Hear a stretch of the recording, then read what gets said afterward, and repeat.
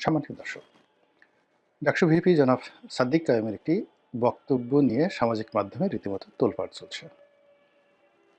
একটি অনুষ্ঠানে তিনি বর্তমান সময়ের সবচেয়ে আলোচিত রাজনৈতিক ব্যক্তিত্ব জনাব তারেক রহমান, যাকে কিনা তার দলের যারা লোকজন ভবিষ্যৎ প্রধানমন্ত্রী রূপে আফহোল্ড করে চলেছেন, রাষ্ট্র থেকে সেভাবে রাষ্ট্রীয় প্রোটোকল দিচ্ছে, যদিও তিনি এখনো পর্যন্ত শপথ গ্রহণ করেননি, নির্বাচিত হননি।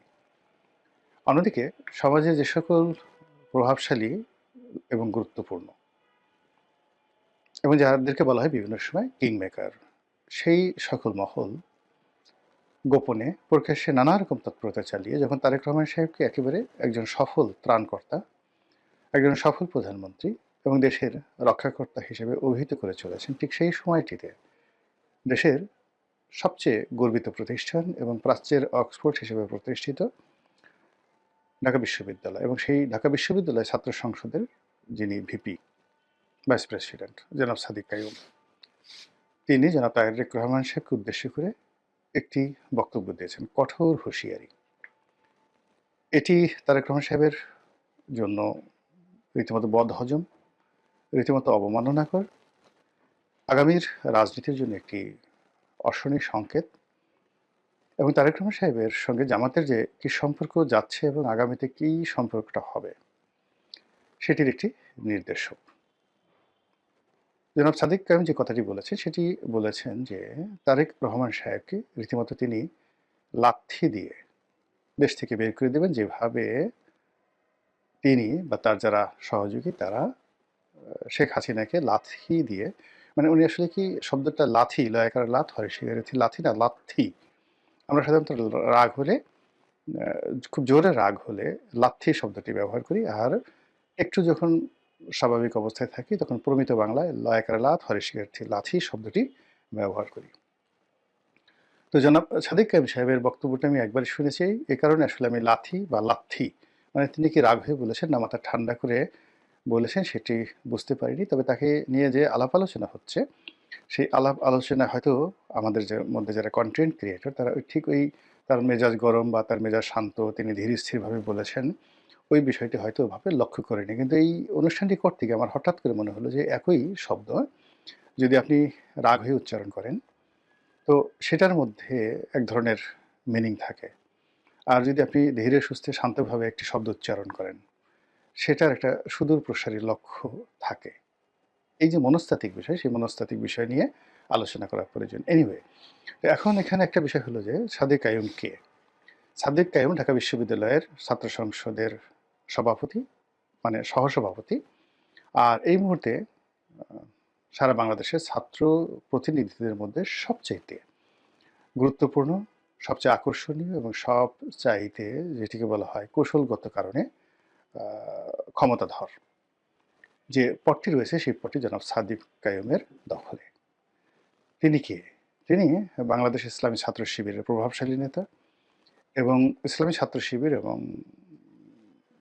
জামায়াত ইসলামী, তারা যে গুপ্ত রাজনীতিতে সর্বকালের সফল, নিজেদের বেশ এবং বাস এবং ভূষা, বেশভূষা এগুলো পরিবর্তন করে তারা তাদের সবচেয়েতে জানি দুশ্মন, জীবন মরণের দুশ্মন আওয়ামী লীগ, ছাত্রলীগ, তাদের মধ্যে যেভাবে মিশেছিলেন, কাঁধে কাঁধ মিলিয়ে তারা যেভাবে মিশেছিলেন, এই মিশে থাকার যে ইতিহাস, সেই ইতিহাসের যিনি বরপুত্র তিনি জনাব সাদিক কায়েম। এবং তিনি ঢাকা বিশ্ববিদ্যালয়ের মতো জায়গাতে, অর্থাৎ 1971 সনের মহান মুক্তিযুদ্ধের সময়টিতে কোনো রণাঙ্গনে, মুক্তিযুদ্ধের রণাঙ্গনে যদি জামাতের কোনো লোক ঘাপটি মেরে মুক্তিযোদ্ধার সেই সুরত ধরে তারা বছরের পর বছর সেই সেনা ক্যাম্পে থাকতেন বা আওয়ামী লীগের সঙ্গে মিলিত থাকতেন, ওটা যতটা না জটিল ছিল তার চাইতে সাদিক কায়েমের ছাত্রলীগের সঙ্গে মিশে থাকা, নীতি নির্ধারণী পর্যায়ে থাকা এবং ছাত্রলীগকে ডমিনেট করা অথবা ছাত্রলীগ দিয়ে কুকর্ম করানো, যে কথাগুলো এখন তাদের বিরুদ্ধে অভিযোগ আসছে যে তারাই ছাত্রলীগের সঙ্গে থেকে ছাত্রলীগ দিয়ে হেলমেট বাহিনী তৈরি করেছে এবং ছাত্রলীগের যত দুর্নাম এবং বদনাম সব এই সাদিক কায়েমদের কারণেই হয়েছে। এই কথাটি রীতিমতো সিল সাপ্পর মারা হয়ে যায়। তো সেই সাদিক কায়েম তিনি সাধারণ কোনো মানুষ নন। তিনি কৌশল জানেন, তিনি মেজাজ স্বাভাবিক রাখতে জানেন, তার দক্ষতা রয়েছে, অভিজ্ঞতা রয়েছে। বাংলাদেশের মধ্যে সবচেয়ে একটি বৃহৎ দলকে চ্যালেঞ্জ দিয়ে সেই দলের মধ্যে ঢুকে গিয়ে সেই দলের একেবারে যেটিকে বলা হয় টুস করে দেওয়া। তো সেই কাজটি করে তিনি সফল হয়েছেন। তো সেই সাদিক কায়েম জনাব তারেক রহমান সাহেবকে বকা দিয়েছেন, অকথ্য ভাষায় গালি দিয়েছেন, থ্রেট দিয়েছেন। এটি সাধারণ কোনো বিষয় নয়। এখন এই যে কাজটি তিনি কেন করেছেন, প্রথমে তার পরিচয় দিলাম তিনি এই কাজটি কেন করেছেন। যদি একেবারে প্রথমেই ধরি, সেটি হলো তিনি তারেক রহমান সাহেবকে দেখতে পাচ্ছেন না, তার মেজাজ গরম হয়ে যাচ্ছে। তারেক রহমান সাহেবের আচার আচরণ, চালচলন, কথাবার্তায় তিনি যার পরও নাই বিরক্ত, এই জন্য তিনি বলতে পারেন। কিন্তু এই কারণে কি তিনি বলেছেন? সম্ভবত না। কারণ যদি আমাদের সামাজিক অবস্থান ধরেন, সামাজিক অবস্থানে তারেক রহমান সাহেবের অবস্থান, রাজনৈতিক ক্ষেত্রে তার অবস্থান, সাদিক কায়েমের অবস্থান আকাশ পাতাল পার্থক্য। এই অবস্থাতে তারেক রহমান সাহেবের সঙ্গে বিরোধিতা করা, তাকে পার্সোনালি আঘাত করা, যেটিকে জামাতের ভাষায় পাঙ্গা নেয়া বলা হয়, এই পাঙ্গা নেওয়ার ক্ষমতা সাধারণত সাদিক কায়েম সাহেবের পর্যায়ের কোনো লোকের নেই।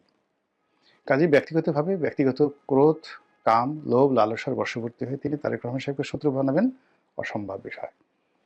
তার দলের গ্রিন সিগন্যাল, তার প্রতিষ্ঠানের গ্রিন সিগন্যাল এবং তার সঙ্গে তার দলের একটা অব্যাহত যে সমর্থন যদি না থাকতো তিনি এই কথা বলতেন না, বলতে সাহস পেতেন না। আচ্ছা, গেল। এখন তার এই বক্তব্যের ফলে তারেক রহমান সাহেবের মধ্যে প্রতিক্রিয়া কি? তিনি কি তাই সাদেক কায়েম সাহেবের বক্তব্যের গুরুত্ব দিচ্ছেন নাকি দিচ্ছেন না? আপাত দৃষ্টিতে মনে হচ্ছে যে তিনি ধৈর্য ধারণ করেছেন। তিনি ধৈর্য ধারণ করেছেন, এক কান্দে শুনছেন আর এক কান্দে বের করার চেষ্টা করছেন। আর অনেকটা সেই ব্রিটিশ প্রধানমন্ত্রী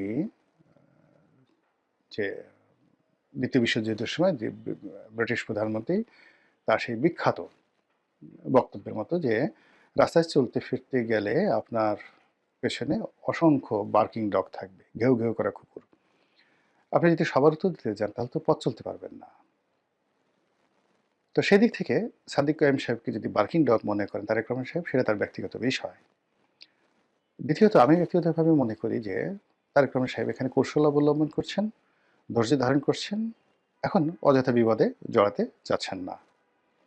তো উইনস্টন চার্চিলের বক্তব্য অনুযায়ী তাকে ফালতু মনে করছেন না। আর দ্বিতীয়ত হতে পারে যে তিনি এই মুহূর্তে সাদিক কায়েম সাহেব, নাসিরুদ্দিন, সেই পাটোয়ারি সাহেব বা অন্যান্য যারা এই মুহূর্তে নাহিদ, সার্জিস যারা বক্তব্য দিচ্ছেন, তো তাদের সঙ্গে তিনি কাউন্টার দিতে চাচ্ছেন না।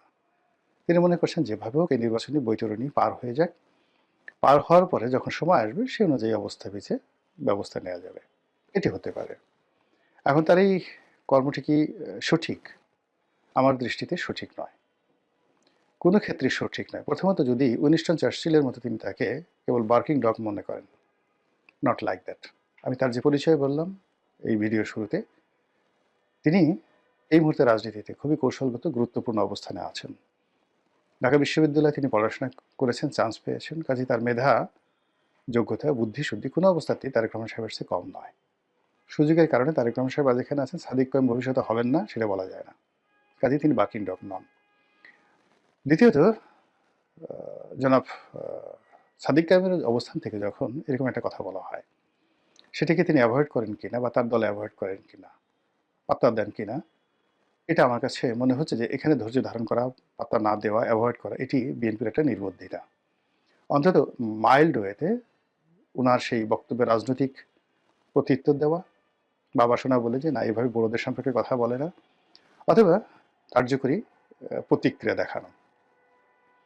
আর সেটা যদি না দেখানো হয়, এই যে সাদিক কায়েম সাহেব যে বলা শুরু করলেন নির্বাচন আর হয়তো আর 10 দিন আছে, এই 10 দিনের মধ্যে এরকম হাজার হাজার লক্ষ লক্ষ সাদিক কায়েমের মুখ দিয়ে যখন তারেক রহমান সাহেবের বিরুদ্ধে নানা নেতিবাচক কথা বলা হবে এবং তাকে গুরুত্বহীন বানিয়ে ফেলা হবে, তাকে আবার 1, 2, 3, 4-এর পর্যায়ে নামানো হবে, আবার তাকে টিনের চালা কওয়ার পর্যায়ে নামিয়ে নেওয়া হবে, এবং এটা তারেক রহমান সাহেবের জন্য ভীষণ রকম বিপত্তিকর হবে।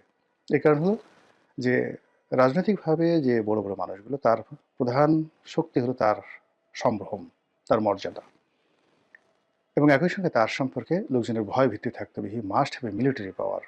যে কোনো লোক যদি তার কাছাকাছি ভিড়তে পারে, যে কোনো লোক যদি তাকে বকা দিয়ে চলে যেতে পারে, যে কোনো লোক যদি তাকে গালি দিতে পারে, তাহলে আর যাই হোক না কেন সে কোনো অবস্থাতেই বাঘ হন না, সিংহ হন না।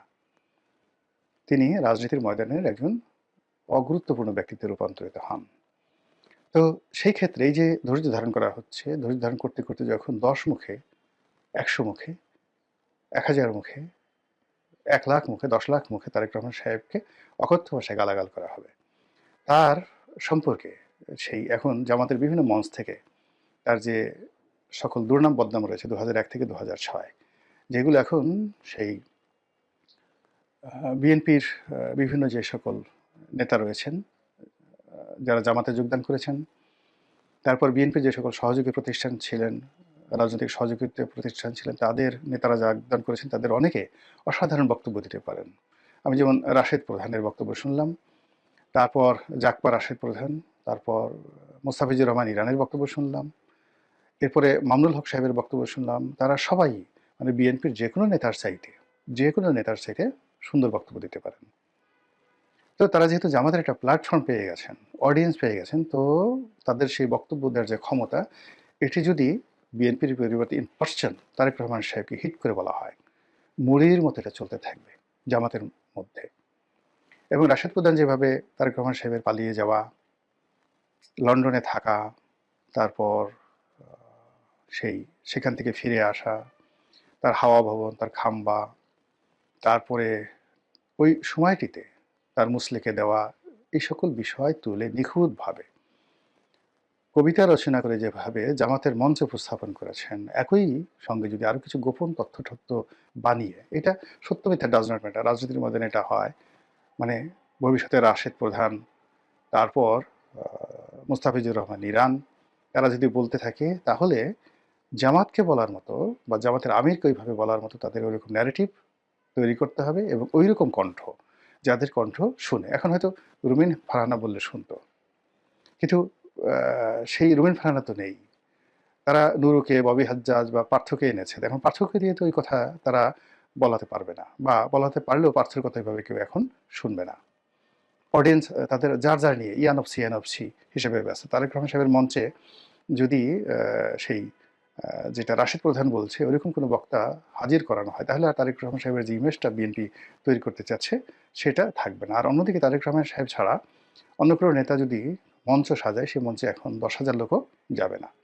তো এই যে একটা ঝামেলার মধ্যে বিএনপি পড়ে গেছে, আর সেই ঝামেলাকে ব্যবহার করে জামাত এবং তাদের যে অ্যালাইড ফোর্স রয়েছে, তারা যেভাবে ম্যাটিকুলাস ডিজাইনে তারেক রহমান সাহেবকে উত্তেজিত করছেন, অথবা তারেক রহমান সাহেবকে তাদের পর্যায়ে না নিচু পর্যায়ে নামিয়ে আনতে চাচ্ছেন, তাকে একজন মন্দ মানুষ, ব্যাড বয় হিসেবে, একজন অলিগার হিসেবে, একজন বাউন্ডলে, তারপরে যেটা টাইম ম্যাগাজিন বলেছে, পিতামাতার অবাধ্য সন্তান, যে কিনা ঘর থেকে বের হয়ে পিতামাতাকে সর্বনাশ করে দিয়েছে।